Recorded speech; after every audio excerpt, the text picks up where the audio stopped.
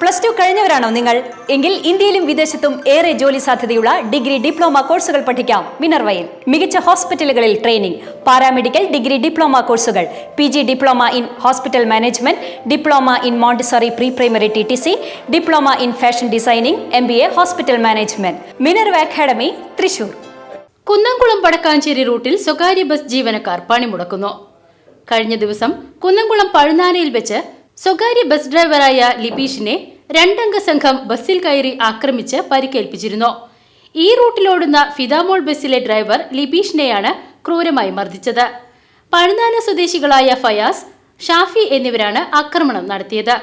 ഇവർ സഞ്ചരിച്ചിരുന്ന ബൈക്കിന് ബസ് സൈഡ് നൽകിയില്ല എന്നാരോപിച്ചാണ് മർദ്ദനം. റോഡിനു കുറുകെ ബൈക്ക് നിർത്തി ബസ് തടഞ്ഞ് അകത്ത് കയറി മർദ്ദിക്കുകയായിരുന്നു.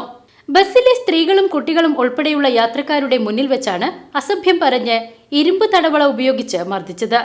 മുണ്ടിൽ കല്ലുകൾ കെട്ടിയും മർദ്ദിച്ചിട്ടുണ്ട്. ബസ്സിലെ ഒരു യാത്രക്കാരി ഈ ദൃശ്യങ്ങൾ മൊബൈൽ ക്യാമറയിൽ പകർത്തിയിരുന്നു. ഫയാസ് ആണ് ലിബീഷിനെ ക്രൂരമായി മർദ്ദിച്ചത്.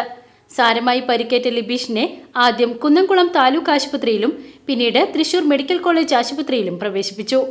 സംഭവത്തിൽ പ്രതിഷേധിച്ച് ബസ് തൊഴിലാളികൾ സംയുക്തമായാണ് പണിമുടക്കുന്നത്. കഴിഞ്ഞ ദിവസം രാത്രിയിലാണ് പണിമുടക്ക് പ്രഖ്യാപിച്ചത്. അപ്രതീക്ഷിത പണിമുടക്ക് വിദ്യാർത്ഥികളെയും തൊഴിലാളികളെയും ഉൾപ്പെടെയുള്ള യാത്രക്കാർക്ക് ബുദ്ധിമുട്ട് സൃഷ്ടിച്ചു.